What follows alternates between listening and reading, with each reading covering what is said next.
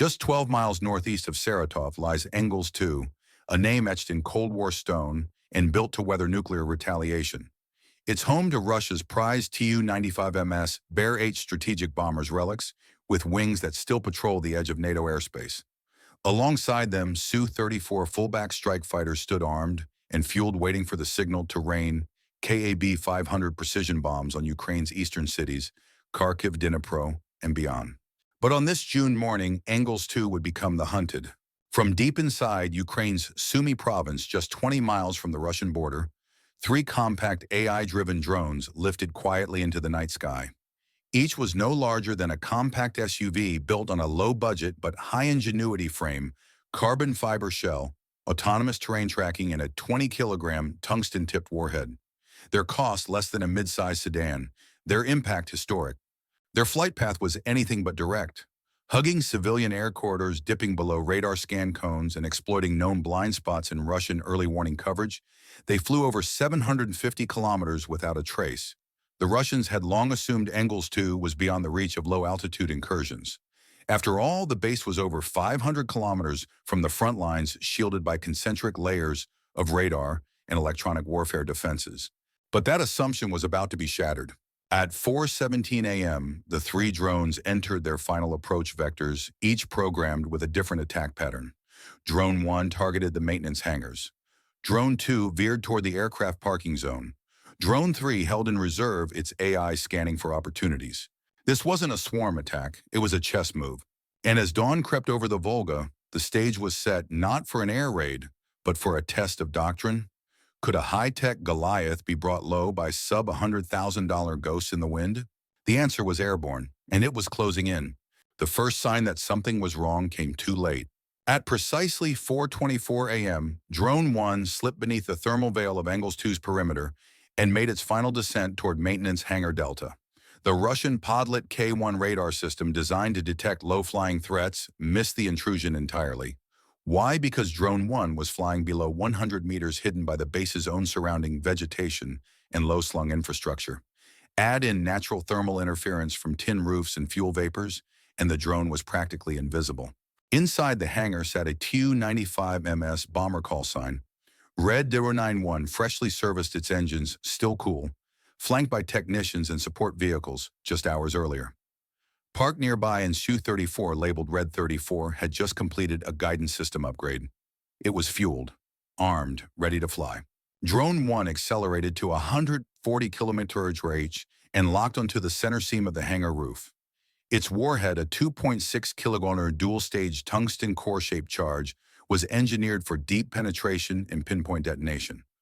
Upon impact, the shaped charge unleashed a superheated plasma jet, moving at over 9,000 meters per second, punching through steel like paper.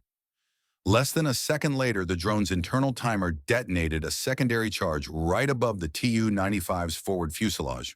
The result catastrophic. The explosion vaporized the cockpit of Red 091 and sent a concussive wave through the hangar, igniting residual fuel and rupturing 2 nearby oxygen tanks.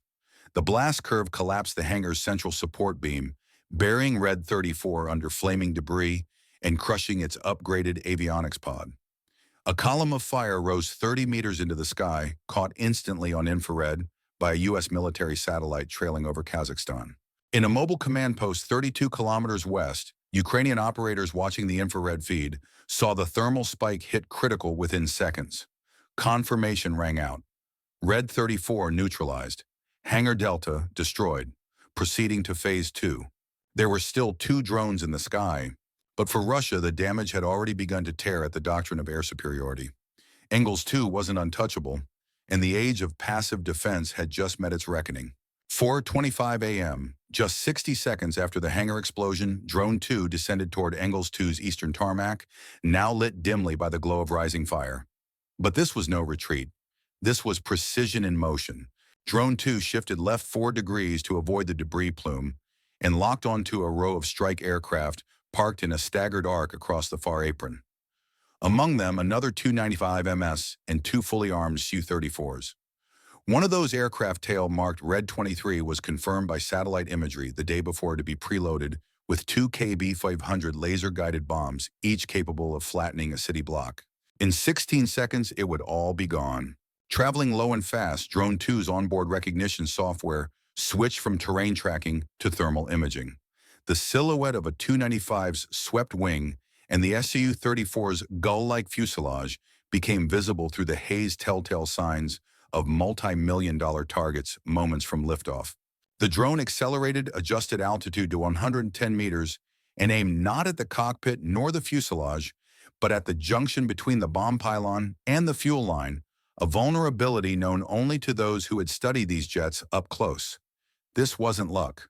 This was surgical warfare. At 4:25:41 a.m., Drone 2 struck the underside of Red 23. The shaped charge punched through the outer hull and ignited the first KAB-500. The warhead erupted with a flash that cracked steel and sent a pressure wave screaming across the base. The second bomb followed 1.4 seconds later, turning the tarmac into a crater of fire and molten shrapnel. A fireball 60 meters high surged skyward. 2 aircraft vaporized. Another Tu-95 Red 82 was flipped by the blast, its wings torn away like paper. Pieces of its propellers were later found embedded in a concrete wall 80 meters away. From the Ukrainian command post came a second confirmation: Target 23 destroyed. Fireball confirmed. Drone 3 advancing. For Russia, it was a moment of stunned inertia. The once unthinkable had become reality. Not only were strategic bombers vulnerable, they were vulnerable at home. And the third strike hadn't even begun. By the time Drone 3 was nearing its target area, the atmosphere at Engels 2 had already shifted from disbelief to chaos. Thick black smoke from the earlier explosions churned over the airbase blanketing key sectors, including the southern bomb depot. The plan had been for Drone 3 to hit another Su-34 fighter parked near the west wing. However, the thickening smoke rendered the target unrecognizable. With no visible signature, the AI on board began a rapid recalculation of available strike targets. Within 1.7 seconds, the system processed the new environment GPS signals had been completely jammed by a nearby Russian REB unit, which had activated its interference protocols. But in a true testament to its AI-powered adaptability, Drone 3's internal gyroscope and visual recognition system kicked in. The drone's core mission did not change. The target was still clear, neutralized strategic assets. The bomb depot to the south, the one located behind Hangar Delta, had been a secondary target, but now it became the primary. This depot, housed in a dilapidated Soviet-era structure, was only lightly fortified. Its tin roof and corrugated steel walls had never been designed to withstand such an assault. The latest intelligence from U.S. and Ukrainian satellites confirmed that the depot was heavily stocked with over 30 Fab 250 and KAB-500 bombs, including several high-priority munitions designated for the Tu-160 Blackjack fleet. Drone 3 adjusted its flight path. The approach angle 27 degrees ideal for penetration at low speed. Speed dropped to 125 km/h to optimize guidance under the now imperfect conditions. With no GPS and no reliance on external navigation systems, Drone 3 used visual tracking and its onboard gyroscopic sensors to lock onto the weakest structural point, the sloped roof seam of the depot. At 4:26 a.m., Drone 3 impacted precisely where the sloped roof met the reinforced concrete wall, the structural Achilles heel. It didn't wait for the massive detonation to unfold. The initial explosion from the FAB 250 set off a chain reaction that would obliterate the entire area. Seconds after Drone 3 struck the sky above Engels 2 became an inferno. The FAB 250 bomb detonated with a roar, sending shockwaves through the depot's weak structure. The tin roof was instantly shredded, but the real destruction began when the KAB-500 munitions stored beneath it reacted. In the split second that followed one bomb's massive explosion, triggered another and another, until the entire arsenal erupted in a cataclysmic domino effect. The first wave of the explosion crushed the depot's steel walls and sent fragments flying, but it was the second wave triggered by a chain of KAB-500 detonations that turned Engels 2 into a ruin. The blast expanded outward in every direction, creating an impact radius of over 200 meters, sending debris over 300 meters into the air. The KAB-500s, each capable of devastating a small city block, unleashed hell, producing intense fires and a shockwave that rattled nearby windows in Saratov, nearly 40 kilometers away. The 200-meter thermal column that rose in the aftermath was visible from commercial satellites orbiting overhead a towering plume of smoke and fire marking the devastation. For a brief moment, the entire western wing of Engels 2 disappeared in the explosion, leaving nothing but the ruins of a once thriving airbase and an air of stunned silence. The maintenance and munitions sectors were completely eradicated, and with them Russia's ability to project long-range air power in the near future. This was more than a tactical loss for Russia. The entire western sector of Engels 2 was rendered uninhabitable. Fuel reserves were consumed in the flames, radar systems were obliterated, and two of Russia's most valuable aircraft, the Tu-95 and Su-34, had been reduced to wreckage. From the Ukrainian mobile command post, the operators watched as the thermal signature from the explosion continued to spike. Strike complete, depot neutralized. No survivors, came the confirmation. Within minutes, Ukrainian reconnaissance drones began tracking Russian evacuation efforts as they redeployed critical assets further west, away from the danger zone. But the damage was already done. A base that had been vital to Russian air superiority on the Donetsk-Zaporizhia front was no longer operational.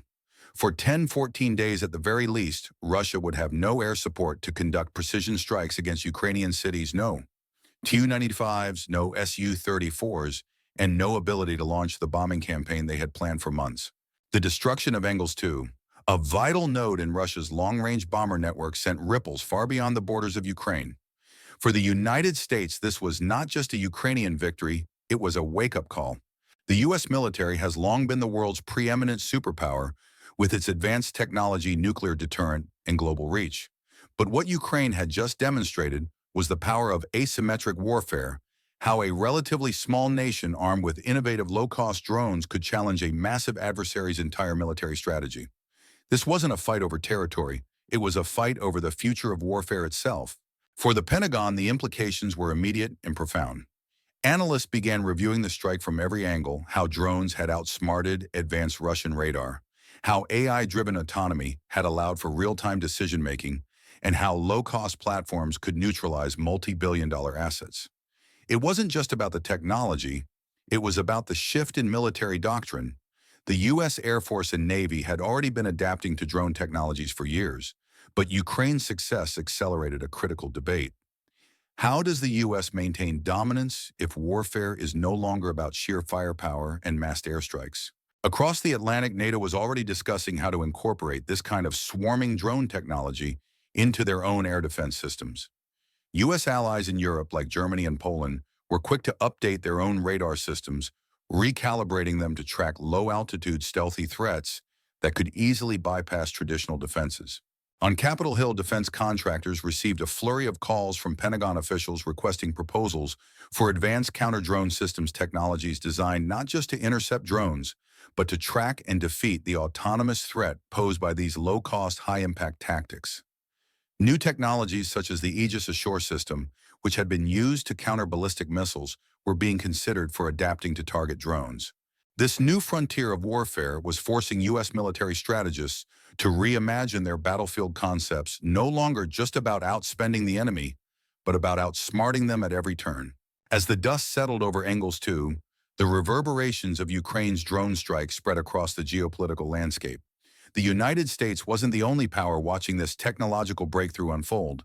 The world's other great powers were taking note, each calculating how to adjust their own strategies in the face of such a monumental shift in warfare. In Russia, the aftermath was chaotic. With Engels 2 out of commission, the Kremlin scrambled to reassess its military posture on the Donetsk-Zaporizhia front. For weeks, Russian bombers and strike fighters had reigned supreme in the skies over Ukraine, but now Russia faced an acute shortage of operational bombers, forcing them to redeploy Pantsir S-1 air defense systems initially designed for frontline protection, back to their deep rear bases for defensive countermeasures. Surveillance drones were activated 24/7 to scan for further low-altitude incursions, while the Russian Ministry of Defense conducted immediate inspections of all bomb depots, searching for weaknesses exposed by the Ukrainian strike. Internally, Moscow's leadership faced a political crisis. The Russian media remained silent about the strike, only releasing vague statements about technical difficulties. But the true scope of the failure was clear. Russia's air superiority was no longer guaranteed, and the drones that had evaded their defenses had sent a clear message. For the Kremlin, this was more than a tactical loss. It was an erosion of confidence in their technological edge. The global narrative was shifting in favor of the smaller, more agile nations, challenging traditional powers, and Russia found itself struggling to adapt. Meanwhile, on the other side of the world, China and Iran were closely observing the developments in Ukraine. The Chinese government, already investing heavily in asymmetric warfare technologies, saw the Ukrainian strike as a potential model for their own anti-access area denial strategies. For Iran, which had been developing its own low-cost drone technology for years, the strike offered validation of their investment in autonomous, swarming technologies. Both nations, long aligned with Russia on issues of military technology and strategy, now found themselves re-evaluating their own approaches to conflict. For NATO, the strike forced a re-evaluation of its defensive posture and capabilities. The ability of low-cost drones to cripple high-value targets with pinpoint precision was a game-changer.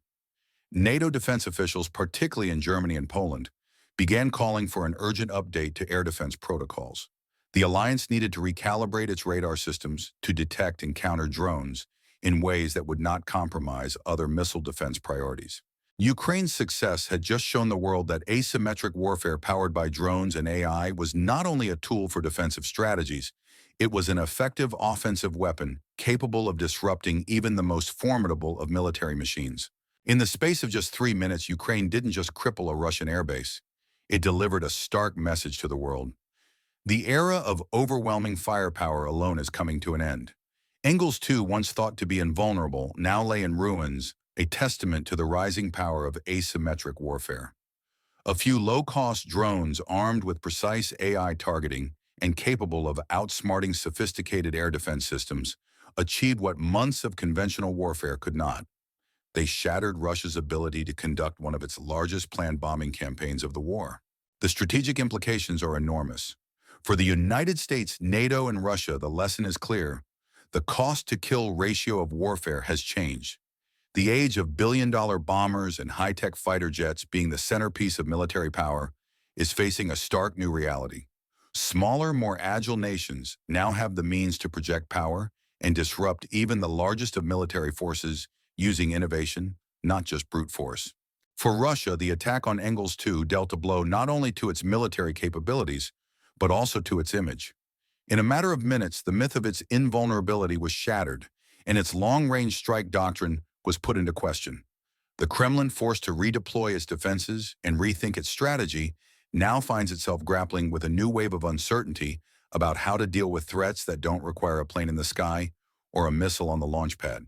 As for NATO and the United States, the attack on Engels II signals an urgent shift in defense priorities. Counter-drone technologies and AI-powered autonomous warfare are no longer the future, they are the present. Asymmetry is no longer about a few fighters outnumbering drones. It's about outsmarting the enemy with less cost, less manpower, but far more precision and innovation. What's next? Will Russia recover its footing, or is this the beginning of a new era where traditional military doctrines are increasingly irrelevant? How will NATO adapt to this new world of precision, AI-driven warfare? These are the questions shaping the future of military technology.